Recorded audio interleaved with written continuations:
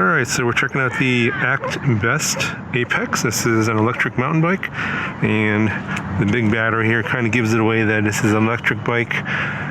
Without the battery, you can't just ride it like a regular bike, so I guess that's one of the advantages of taking the battery off. It just looks like a regular bike. So in terms of the specs, it's a 48 volts, 10.4 amp hour, 499 watt hour battery. And the motor is a 48 volt, 1000 watt peak motor. It can go up to 28 miles per hour and a maximum range of up to 55 miles. So the frame does kind of look like it's not very strong, but it's actually pretty strong. The bike will hold up to 350 pounds, and the bike only weighs 56 pounds with the battery. We have 27.5 inch tires and wheels. They're about 2 inches wide, and they have kind of a little bit of an off-road tread on them. The gearing system here is a Shimano Tourney, 7 speeds in the back for the rear derailleur and 3 in the front, so 21 speeds total. We've got a 160 millimeter rotor here for the disc brakes, and I'm not sure what the branding is. You can read that there. Off-brand mechanical disc brakes. Got a standard front fork suspension with a lockout and an adjustment. Just a quick look at this seat. It's kind of got a brown faux leather seat, and it's fairly wide. It's not really super narrow like a lot of seats, and a lot of these mountain bike seats come kind of hard, so it does have some cushion and a bit of a spring here, so it seems to be okay, and the height is adjustable there. Here's a look at the handlebar, standard grip here.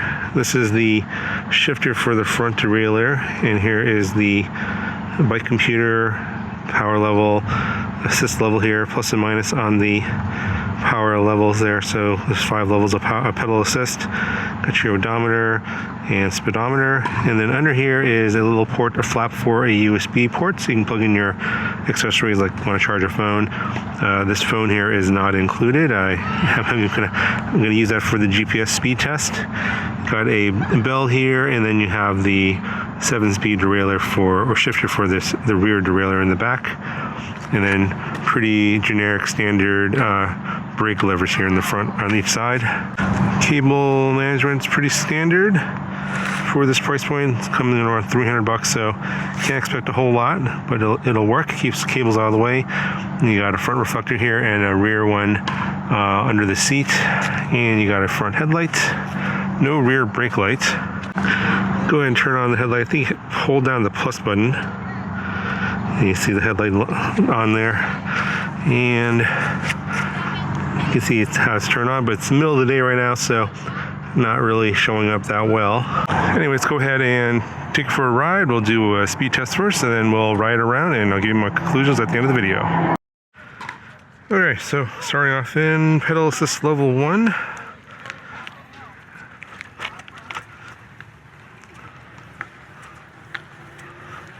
So I am in a low gear here, and already I'm freewheeling.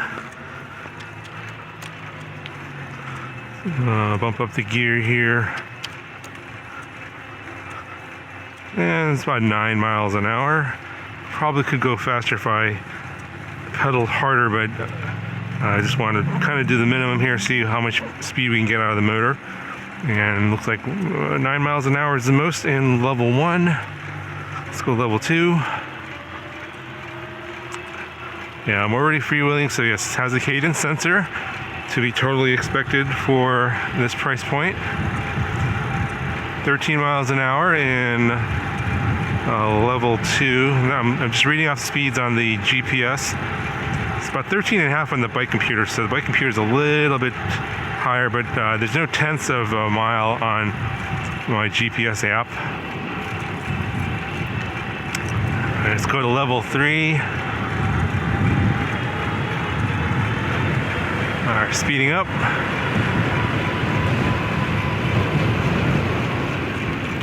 Alright, hitting about 16, looks like.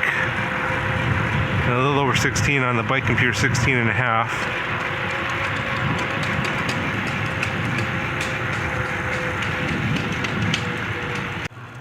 Okay, let's hit level 4 here.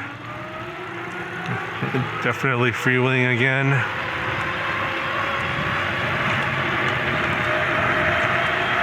$20 an hour, 22 miles an hour, 23. All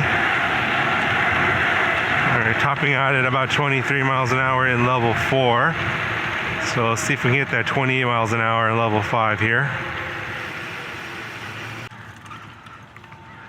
All right, here we go in level 5. Definitely totally freewheeling here. Just basically running on the motor. 21, 22, 23.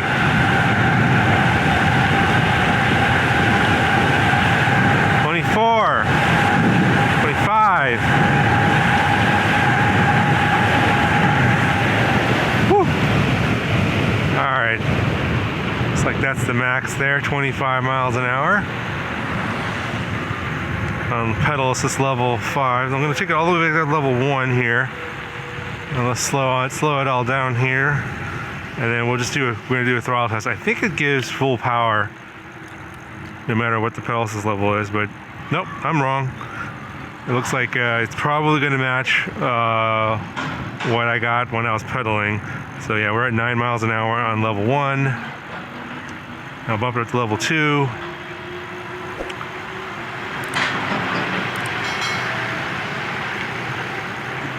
13 miles an hour on level 2.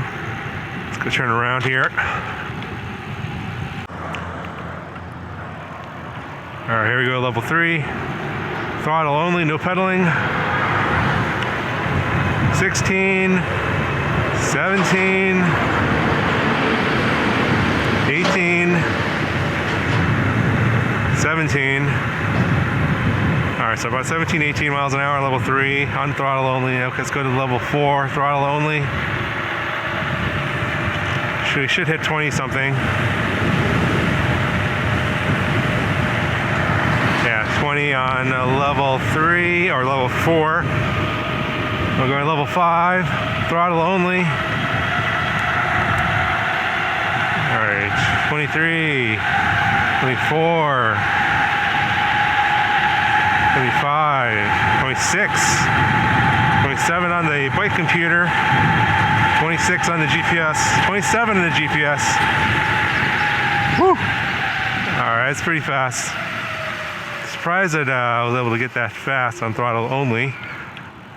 And usually I don't hit the max speeds anyway because I'm a heavier rider than your typical rider that they put on these when they do their testing. Typically they put a 150-pound rider on here, and I'm over 200 pounds, so that's doing 27 on throttle only is actually better than expected. All right, so talk about the bike here, but before I do, just want to talk a little bit about the assembly. So first off, they do have an assembly video on their website, and I'll link that in the video description. That'll cover it in more detail, but basically it's like most electric bikes.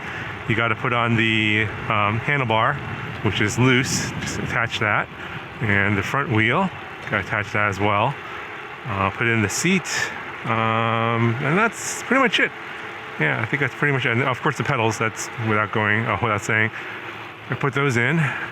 But yeah, again, there's an assembly video that I'll link down in the video description if you want more details on how to put this together. It's fairly simple. It took me about, 25 minutes to put it together. Anyway, let's talk about the bike. Overall, I think it's a pretty good value for the money for how much it costs. It's got a lot of power and plenty of speed. I pretty much got up to the advertised speed even at my extra weight. The biggest downside of this model is that it comes with mechanical disc brakes. So something with this much power at 1,000 watts and speed at up to 28 miles an hour, I would have liked to have seen hydraulic disc brakes, but at this price point, it's pretty hard to do. I've yet to see one that has hydraulic disc brakes at this price point. It's if you know one, let me know in the comments below. I would like to hear about that. So can't complain too much. Obviously, if they put hydraulic disc brakes on here, the cost is going to go up and the price will go up. So do have to have a little bit of a trade-off there. So just keep in mind that the braking power is a little bit limited. So when you're going super fast, do keep that in mind. You want to manage your speed and make sure you understand what your stopping distance is like. It's going to be a little bit more when you're going really, really fast. Now, when you're going under 20 miles an hour, the mechanical disc brakes are totally fine. It's just that when you get towards the top speed, it does become a little bit of an issue. So just something to be mindful of so you don't get into an accident unnecessarily. And I think I might have forgotten to mention this does have a thumb throttle instead of your standard twist throttle or half twist throttle. So not a big deal. I'm not the biggest fan of the thumb throttle because if you are going for long distances, maintaining that speed is going to be difficult when holding it down with your thumb, but not impossible.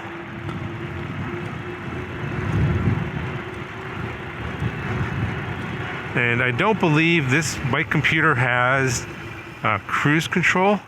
Again, this is a budget bike, so typically these lower price bikes don't come with cruise control as a feature. So you have to hold that throttle down when you're using the thumb throttle. But of course, you could always just revert back to pedaling, and then you don't have to hold the throttle, you just pedal.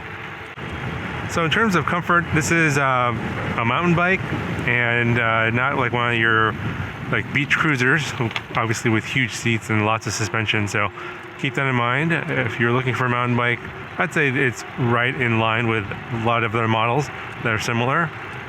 The seat's fine. I think it's a little bit better than average. The front fork suspension works okay, but I think if you're on a super rough terrain, you will bottom out. It is adjustable, so I didn't test the full limits of it, but I think that if you're on doing some really serious off-roading, the front fork suspension will bottom out from time to time, so just something to be aware of. But again, at this price point, it's really hard to complain. They are using budget components here to put a nice bike together, so something to keep in mind as well. Anyway, I think I'll cover for this video.